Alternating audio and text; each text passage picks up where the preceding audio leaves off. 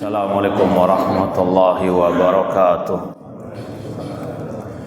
Innal hamdalillah nahmaduhu wa nasta'inuhu wa nastaghfiruh wa na'udzu billahi min syururi anfusina wa min sayyiati a'malina.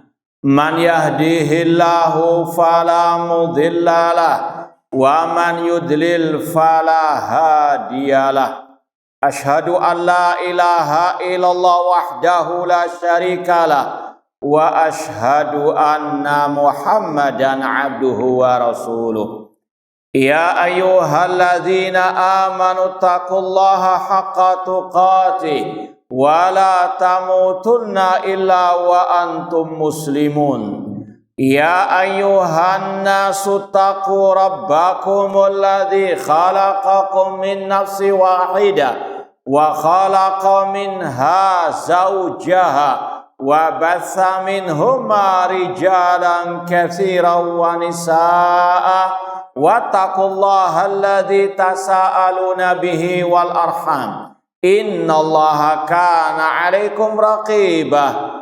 Ya ayyuhalladzina amanu taqullaha wa qulu qawlan sadida yuslih lakum a'malakum wa yaghfir lakum dhunubakum wa may yuti'illaha wa rasulahu faqad faza fawzan 'azimah. Amma ba'd, fa inna asaqal hadits kitabullah wa khairal hadi hadi Muhammadin sallallahu alaihi wasallam wa syarrul umuri muhdatsatuha wa kullu muhdatsatin bid'ah wa kullu bid'atin dhalalah wa kullu dhalalatin finnar. Ma'asal muslimin, ikhwani fillah wa akhwati, bapak-bapak, ibu-ibu, saudara-saudariku rahimani wa rahimakumullah. Alhamdulillah, segala puji bagi Allah Subhanahu wa taala yang mempertemukan kita kembali dalam kajian tafsir juz 29, tepatnya pada surat Al-Mulk yang disampaikan oleh Fadilatul Syekh Al-Allamah Abdurrahman bin Nasir As-Sa'di rahimallahu ta'ala. Semoga Allah Subhanahu wa ta'ala senantiasa menambahkan kepada kita ilmu yang bermanfaat dan al-amal as-soleh. Kita masih dalam pembahasan ayat kedua dari surat Al-Mulk atau surat Tabarak. Allah berfirman, alladzi khalaqal mauta wal hayata liyabluwakum ayyukum ahsanu amala. Dialah Allah yang menciptakan kematian dan kehidupan untuk menguji kalian. Siapa di antara kalian yang paling baik amalnya? Wa huwal azizul ghafur. Dan dia Allah maha perkasa lagi maha pengampun. Sebagian dari pembahasan ini sudah kita sampaikan, yaitu diantaranya tentang Allah Subhanahu wa ta'ala mendahulukan kata-kata al-maut sebelum kehidupan, karena manusia sebelum Allah ciptakan dulunya tidak ada sama sekali, dan itu ibaratnya dia mati. Kaifa takfuruna billahi wa kuntum amwatan fa ahyakum. Kemudian juga kata para ulama, di antara sebab mengapa Allah mendahulukan al-maut, kata-kata kematian sebelum kehidupan, alladzi khalaqal mauta wal hayata, dia menciptakan kematian dan kehidupan, didahulukan kematian sebelum kehidupan agar manusia memperbanyak dzikral maut, mengingat kematian yang itu akan bisa memotivasinya menjadi ahsanu amala, orang yang paling baik amalnya. Dan ini sudah kita sampaikan juga makna ahsanu amala dari ucapan ulama salaf yang bernama siapa kemarin? Siapa? Fudail bin Iyad. Beliau mentafsirkan ahsanu amala akhlasuhu wa aswabuhu. Allah menciptakan manusia, menciptakan kehidupan dan kematian untuk menguji manusia siapa yang paling baik amalnya, yaitu yang paling ikhlas dan yang paling benar. Ikhlas karena Allah dan benar kalau mengikuti ajaran tuntunan Ar-Rasul sallallahu alaihi wasallam. Tidak ada artinya amal yang banyak kalau tidak ikhlas atau kalau tidak ittiba mengikuti tuntunan ajaran Rasul sallallahu alaihi wasallam. Kemudian Allah tutup ayat ini dengan wa huwal azizul ghafur. Dan dia Allah maha perkasa lagi maha pengampun.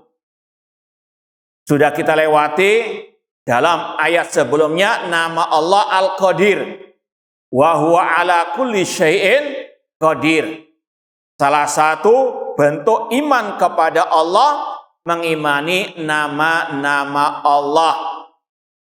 Ya, setiap muslim muslimah wajib mengimani semua nama-nama Allah yang dicantumkan dalam Al-Quran dan sunnah Rasulullah sallallahu alaihi wasallam.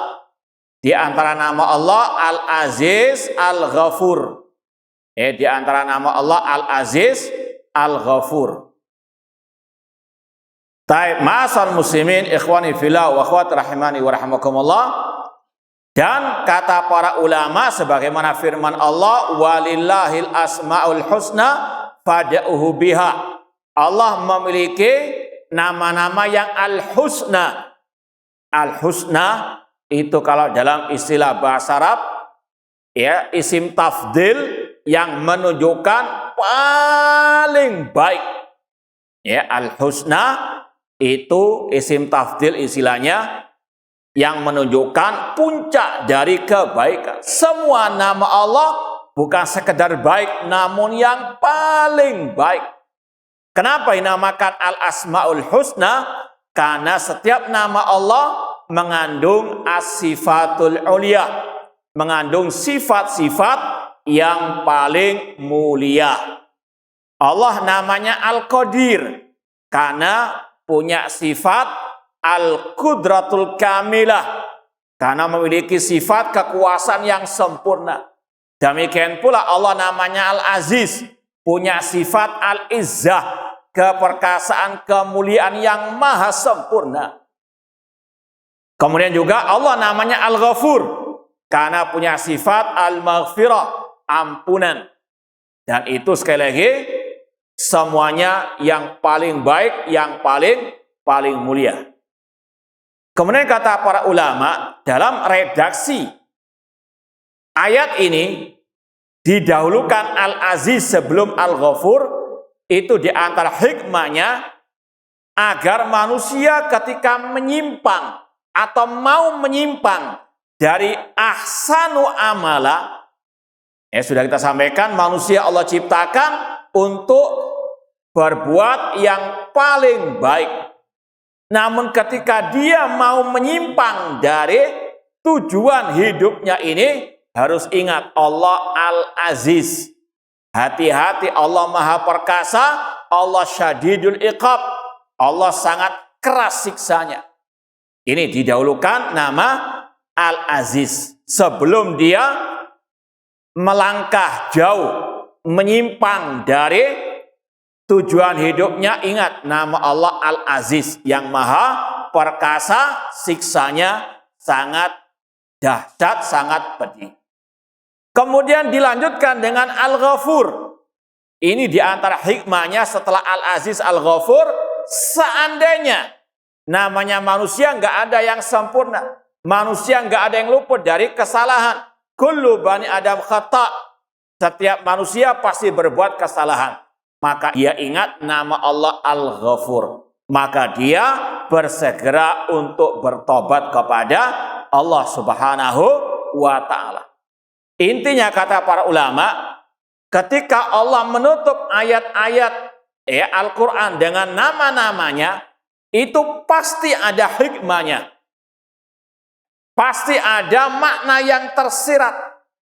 Seperti yang mungkin pernah kita sampaikan, dari kisah seorang, ya kalau bisa dikatakan santri lah, yang sedang murojaah hafalan Al-Quran, sedang mengulang-ulang hafalan Al-Quran, sampai kepada firman Allah, wasariku wasariqatu faqta'u aydiyahuma jazaan bima kasabana kalaminallah wallahu ghafurur rahim. Ada orang Arab Badui, mungkin dia nggak hafal ayat tersebut, dia nggak hafal Al-Quran, cuma dia fasih bahasa Arab, dia tahu istilahnya uslub redaksi bahasa Arab itu bagaimana susunannya, bagaimana redaksinya. Kata sang Arab Badui kepada santri yang menghafal tadi, salah hafalan inti, keliru. Diulang sampai beberapa kali ketemu. Yang benar itu jazaan bima kasabana kalaminallah wallahu azizun hakim. Kalau tadi membaca apa? Al-Ghafuru Ar-Rahim. Kenapa Arab Badui itu tadi menegur sang santri? Kenapa kok disalahkan? Karena tadi nggak pas redaksinya. Laki-laki dan perempuan yang mencuri, potonglah kedua tangan mereka sebagai balasan dari Allah. Kalau ayatnya ditutup dengan Allah Maha Pengampun, Maha Penyayang, maka apa? Nggak connect. Yang satu disuruh apa? Memotong, di saat diakhiri dengan Allah Maha. Kalau Allah Maha Pengampun berarti apa? Nggak ada hukuman potong tangan tersebut. Makanya ditutup ayat tersebut dengan Allah Maha Aziz, Maha Perkasa. Dengan apa? Bukti Allah turunkan hukuman bagi laki-laki dan perempuan. Allah Maha Perkasa. Hukumannya pedih di dunia maupun di akhirat. Dan Allah juga Hakim. Arti Hakim Al-Adil, Maha Adil, menempatkan sesuatu pada tempat. Allah Maha Perkasa, namun hukumannya adil. Allah tidak berbuat apa? Dolim. Ini beda dengan sebagian makhluknya.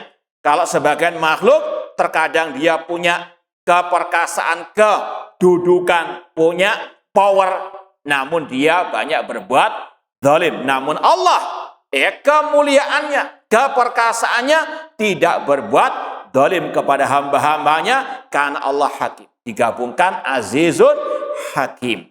Ini sekali lagi di antara contoh setiap ayat kalau ditutup dengan nama-nama Allah pasti ada kaitan erat antara redaksi tersebut dengan penutupan ayat. Di sini juga demikian. Wahuwal al-azizul ghafur. Didahulukan Al-Aziz agar manusia tidak menyimpang. Ingat Allah Al-Aziz. Di saat orang itu jatuh ke dalam kemaksiatan, penyimpangan, dia ingat Allah Ghafuru Ar-Rahim. Makanya Allah berfirman dalam surat Az-Zumar. Nanti dilihat surat Az-Zumar. Allah mengatakan, Qul ya ibadiyalladzina asrafu ala anfusihim la taqnatu mir rahmatillah. Innallaha yaghfirudz dzunuba jami'a wa huwal ghafurur rahim. Surat Az-Zumar ayat 53. Yang artinya, Qul, katakan wahai Nabi Muhammad, wahai hamba-hambaku yang berlumuran dengan dosa, jangan putus asa dari rahmatku. Aku mengampuni semua dosa. Kemudian Allah tutup, wa huwal ghafuru ar-rahim. Dia Maha Pengampun lagi Maha Penyayang. Kemudian dari redaksi wahuwal azizul ghafur, ini kata para ulama ada al-khaufu war-raja. Dalam mengarungi kehidupan yang fana ini, setiap muslim muslimah diwajibkan memiliki dua hal ini, yaitu al-khauf war-raja atau ar-raja wal khauf. Rasa harap, rasa takut, atau rasa takut, rasa harap. Wahuwal aziz, dia Maha Perkasa. Ini untuk menanamkan dalam jiwa hati seorang muslim muslimah rasa takut kepada Allah, agar dia tidak jatuh ke dalam dosa dan maksiat. Namun di saat yang bersamaan dia harus punya ar-raja, rasa harap, mengharapkan ampunan dari Allah.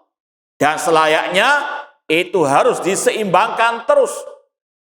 Ketika dia mengalami pasang surut keimanan, ketika dia surut keimanannya, maka dia tingkatkan al-khauf agar tidak meremehkan dosa, agar tidak terlalu jatuh ke dalam kemaksiatan. Ya, sekali lagi, orang yang beriman bertakwa bukan orang yang suci dari dosa, tapi ya kata Rasul, wa khil khata'in at-tawwabun, sebaik-baik yang berbuat kesalahan yang bertobat. Di antaranya dia ingat Allah Al-Aziz, Maha Perkasa, azabnya sangat keras, ada rasa khauf.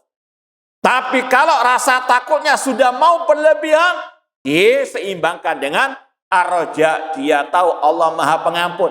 Dia tidak putus asa untuk menggapai ampunan Allah. Ini ar-raja wal khauf, kata ulama, kajanahit thair, seperti dua sayap burung. Tidak mungkin burung bisa terbang dengan baik kecuali dengan dua sayapnya tersebut. Dan itu yang selayaknya harus ada pada diri seorang muslim muslimah, entah dalam ibadah kepada Allah atau dalam keadaan apapun. Ketika dia mengarungi bahtera kehidupan, harus ada ar-raja wal khauf, rasa harap, rasa takut. Dan ini yang juga sering Allah firmankan, yang semakna dengan hal ini. Allah mengatakan, tatajafa junubuhum anil madaji yad'una rabbahum khaufan wa tamah. Lambung-lambung orang beriman jauh dari tempat tidur mereka. Mereka berdoa kepada Rabb mereka dalam keadaan khaufan wa tamah, rasa takut dan berharap. Ya, ketika ibadah harus ada rasa takut jangan sampai tidak diterima amal ibadahnya. Berharap agar amal ibadahnya diterima, tidak ada ujub dan tidak juga putus asa. Ma'asal muslimin, ikhwani fillah wa akhwati rahimani wa rahimakumullah. Kita baca ucapan Syekh Abdurrahman As-Sa'di rahimahullah, wa huwal aziz ay alladzi lahul izzatu kulluha, yaitu dialah yang memiliki semua kemuliaan. Dan ini sudah kita sampaikan juga dari firman Allah, qulillahumma malikal mulki tutil mulka man tasya wa tanzil mulka mimman tasya wa tu'izzu man tasya wa tudhillu man tasya biyadikal khair innaka ala kulli syai'in qadir. Katakan Nabi Muhammad, ya Allah, Engkau adalah rajanya di raja, Engkau yang memberikan kekuasaan kepada yang Engkau kehendaki, Engkau mencabut kekuasaan dari Engkau kehendaki, Engkau memuliakan. Tu'izzu, Engkau yang memuliakan siapa yang Engkau kehendaki, dan Engkau yang menghinakan siapa yang Engkau kehendaki. Seorang muslim muslimah ketika memahami ayat seperti ini dan memahami Allah Al-Aziz, maka hatinya hanya bergantung kepada Allah, terutama dalam menggapai Al-Izzah. Yang bisa memuliakan, yang bisa merendahkan hanyalah Allah. Maka dia tidak takut kecuali kepada Allah, dan dia tidak berharap kecuali hanya kepada Allah Subhanahu wa ta'ala. Allah juga berfirman dalam surat Al-Munafiqun, Allah mengatakan, walillahil izzatu walirasulihi walil mu'minin. Kemuliaan milik Allah, milik Rasulnya, dan orang-orang yang beriman. Tidak mungkin seorang hamba mendapatkan kemuliaan kecuali dengan dia mengikuti ajaran Allah dan Rasulnya, dan betul-betul menjadi orang-orang yang beriman, yang mengesahkan Allah dalam al-ibadah. Allati qahara biha jami'al asya, Allah yang menguasai segala sesuatu dengan kemuliaannya tersebut. Wa qadat lahu al-makhluqat, dan semua makhluk tunduk kepada Allah Subhanahu wa ta'ala. Al-Ghafur, Al-Ghafur ay anil musiin, Allah Maha mengampuni terhadap orang-orang yang berbuat kejelekan. Wal muqassirin, yang tidak melaksanakan kewajibannya. Wal mudznibin, Allah mengampuni orang-orang yang berbuat dosa. Ya, seperti yang sudah kita sampaikan tadi dari surat Az-Zumar ayat ke-53. Khususan idza tabu wa anabu. Terlebih kalau mereka bertobat dan kembali ke jalan Allah Subhanahu wa ta'ala. Dan sudah pernah kita sampaikan bahwasanya manusia apapun dosanya akan ada harapan diampuni oleh Allah kecuali dosa syirik, menyekutukan Allah dalam ibadah. Orang itu seandainya ia berlumuran dengan dosa seperti berzina, naudzubillah min dzalik, minum minuman keras, berjudi, sampai mati belum bertobat, masih ada harapan diampuni oleh Allah. Tapi kalau sudah dia jatuh ke dalam kesyirikan, menyembah kepada selain Allah, beristighatsah, berdoa kepada malaikat, kepada nabi atau wali yang telah mati, maka Allah mengancam dengan firman-Nya, innallaha la yaghfiru an yushraka bihi wa yaghfiru ma duna dzalika liman yasha. Allah tidak mengampuni dosa syirik, namun Allah masih mengampuni dosa selain syirik bagi yang Dia kehendaki. Ya, ini sekali lagi, bagi yang sampai mati belum bertobat masih ada harapan diampuni. Adapun yang bertobat Allah janjikan ampunan. Ya, sekali lagi pembahasannya, kalau orang itu mati dalam keadaan belum bertobat, ya ada harapan untuk diampuni, ada harapan tidak diampuni dalam artian akan diazab di neraka namun tidak kekal. Adapun yang berbuat syirik tidak akan diampuni dan kekal di dalam api neraka. Dan inilah akidah Ahlussunnah. Dalam kitab-kitab akidah ulama salaf dicantumkan bahwasanya pelaku dosa besar tidak kekal di dalam api neraka, dan kalaupun Allah berkehendak, Allah ampuni langsung dan dimasukkan ke dalam surga. Nah, fa innahu yaghfiru dzunubahum walau balaghat ananas sama. Allah akan mengampuni dosa mereka meskipun ya sampai di puncak langit. Seperti yang Rasul sabdakan dalam hadits qudsi, ya ibna Adam, lau ataitani bi qurabil ardi khataya, thumma lakitani la tusyrik bi syai'a, la ataituka bi qurabil ardi maghfirata. Wahai anak Adam, wahai manusia, seandainya engkau berjumpa denganku, kata Allah, dengan membawa dosa setumpuk bumi, namun engkau datang kepadaku tidak berbuat syirik, aku akan mendatangi dengan ampunan setumpuk bumi tersebut. Ini janji Allah, selama orang itu masih bertauhid, tidak berbuat syirik, ada harapan diampuni oleh Allah Subhanahu wa ta'ala. Semoga Allah mengampuni segala dosa-dosa kita. Kemudian wayastur uyubahum, dan Allah menutupi aib mereka, walau kanat mil'ad dunya, meskipun sebanyak ya bumi ataupun sebanyak dunia ini. Kemudian kita pindah kepada ayat yang ketiga. Allah berfirman, alladzi khalaqa sab'a samawatin tibaqa. Dialah Allah yang menciptakan 7 lapis langit yang bertingkat-tingkat. Ma tara fi khalqir rahmani min tafawud. Engkau tidak mendapati di dalam penciptaan Allah Subhanahu wa taala yang Maha Penyayang tersebut dari ketidakseimbangan, dari kekurangan. Farji'il basara hal tara min futur. Kemudian kembalikanlah penglihatanmu, lihat kembali penciptaan tersebut, apakah engkau mendapati kekurangan atau ketidakseimbangan dalam penciptaan langit tersebut. Kata Syekh Abdurrahman As-Sa'di, ai kullu wahidatin fawqal ukhra. Kita wajib meyakini langit ada 7 lapis, 7 tingkat. Yang di atas kita, yang paling dekat dengan kita, itu namanya as-sama'ud dunya, yang langit yang dekat dengan dunia, yang Rasul katakan yanzilu rabbuna tabaraka wa ta'ala ila sama'i dunya hina yabqa thulutsu al-lailil akhiri.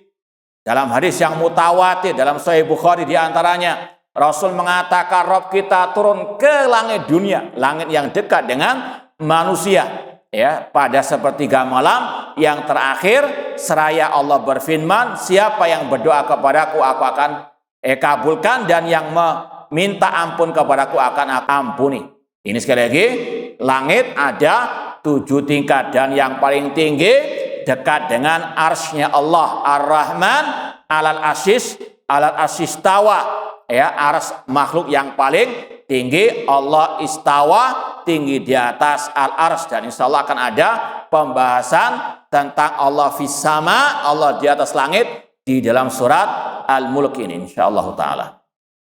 Intinya langit ada 7 lapis, demikian pula dengan bumi ada 7 lapis.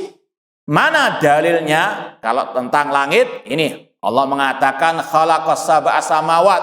Adapun tentang dalil bumi 7 lapis dalam surat At-Tolak, ya, ayat yang ke-12, Allah mengatakan Allahu khalaqas sab'a samawatin wa minal ardi mislahun yatanazzalul amru bainahunna lita'lamu annallaha ala kulli syai'in qadir wa annallaha qad ahata bi kulli syai'in ilma. Ketemu? Hah?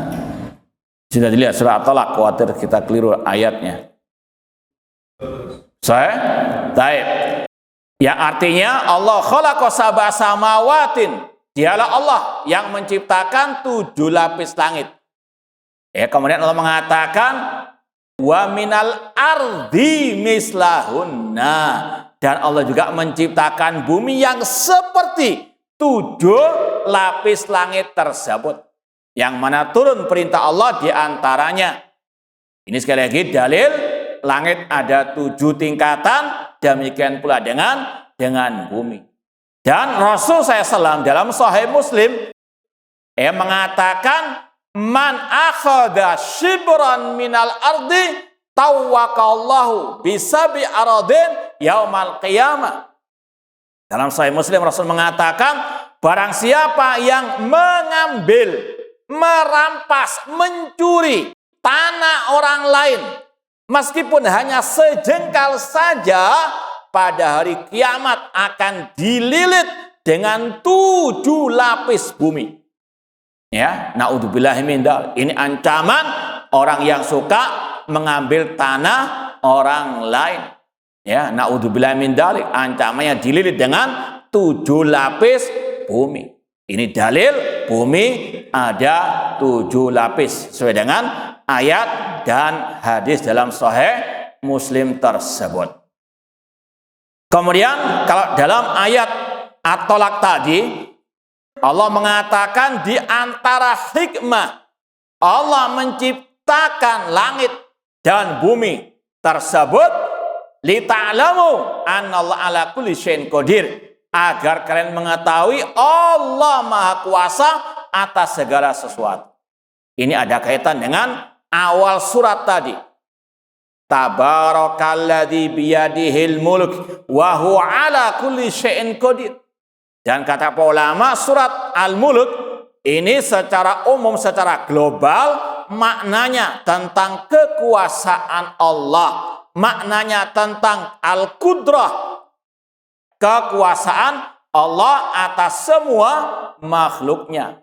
Demikian pula ini contoh-contoh kekuasaan Allah yang sangat luar biasa. Dia yang menciptakan 7 lapis langit, 7 lapis bumi, agar manusia mengetahui Allah Maha Kuasa atas segala sesuatu dan ilmunya Allah meliputi segala sesuatu. Ini kalau mau diringkas lagi, tauhidur rububiyah yastalzimu tauhidal asma was sifat. Tauhid rububiyah itu melazimkan tauhid asma was sifat. Ya, Allah menciptakan langit dan bumi agar kalian mengetahui Allah Maha Kuasa atas segala sesuatu. Dan tauhid rububiyah, tauhid asma wa sifat itu konsekuensinya mengesahkan Allah dalam al-ibadah. Puncaknya kepada tauhid al-uluhiyah.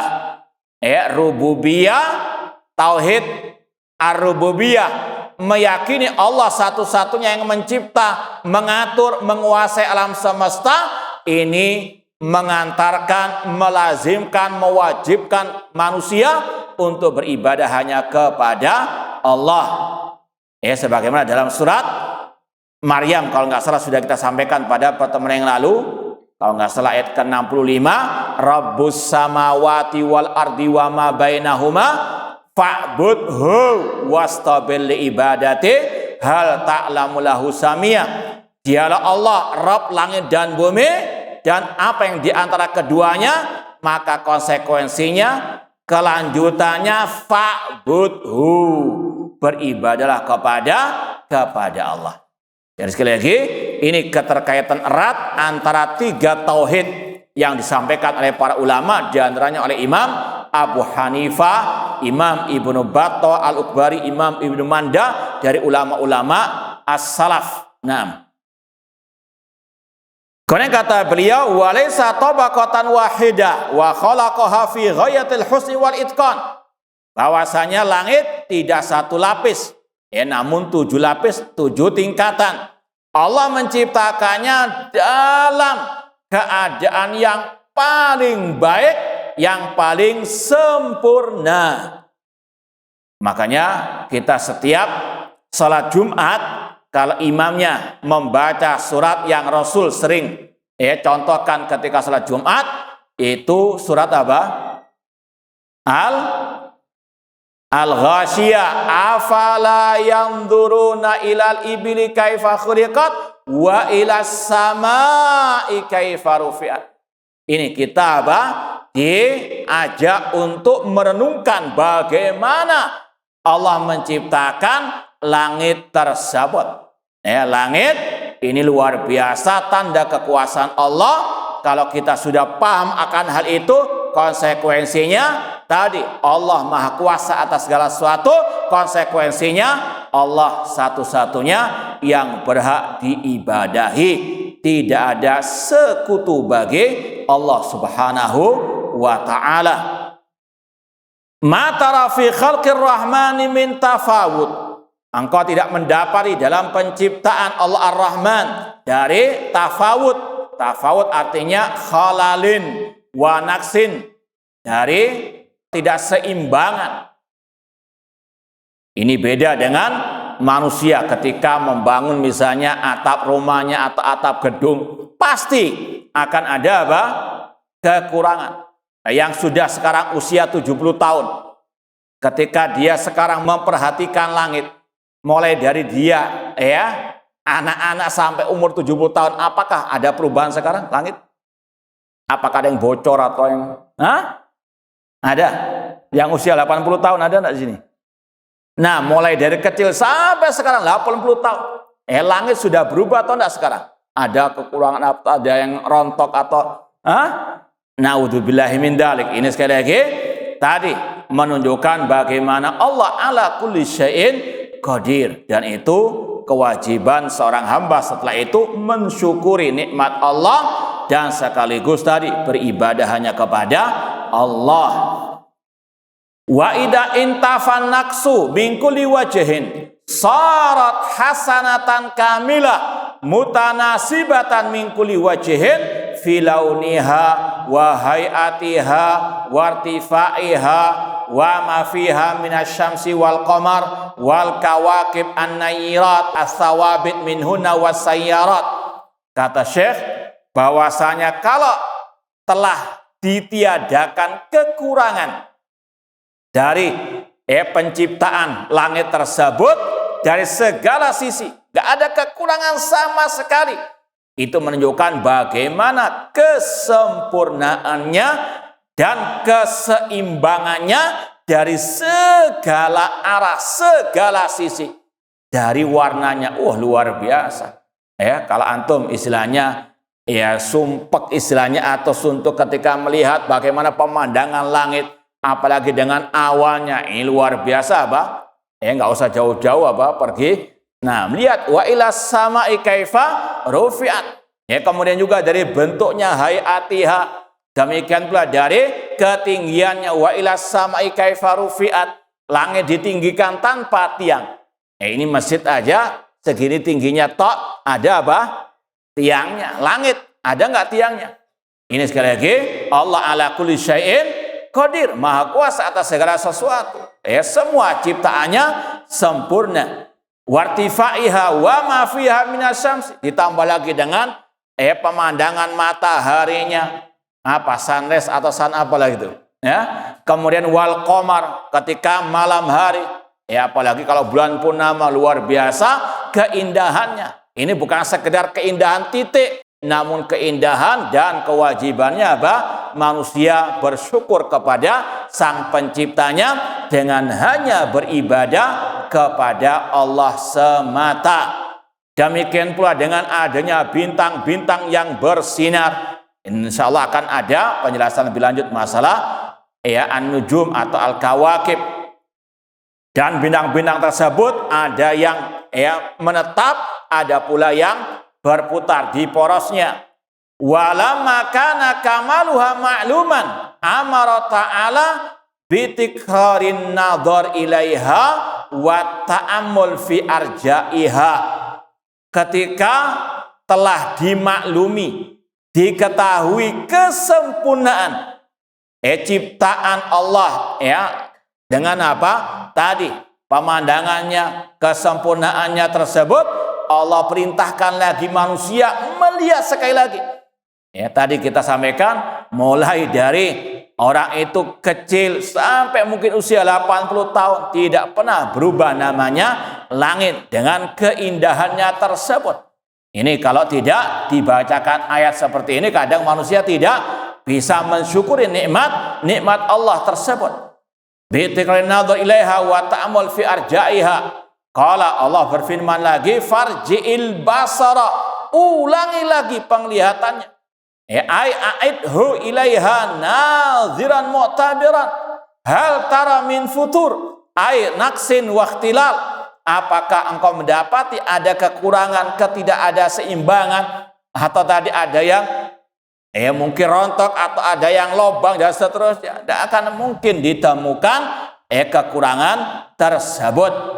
Kemudian Allah memberikan tantangan lagi, tsummal ji'il basara karratain. Dalam surat Al-Mulk ayat yang keempat, Allah mengatakan lagi, kemudian kembalikan penglihatanmu untuk yang kesekian kalinya, lihat lagi, lihat lagi. Wal murad bidzalik kasratut tikrar. Ini juga sudah pernah kita sampaikan, di antara kiat untuk kita menambah iman kepada Allah dengan mentadabburi ayat-ayat al-kauniyah, di antaranya tadi langit.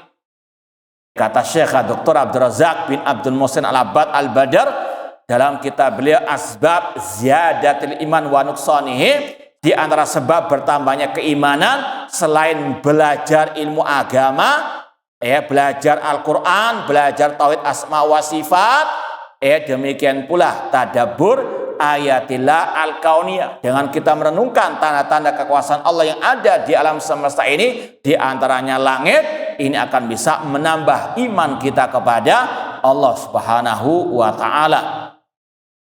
Wal murad bidzalik kasratut tikrar, tsumma ji'il basar, ulangi lagi, lihat kembali langit tersebut.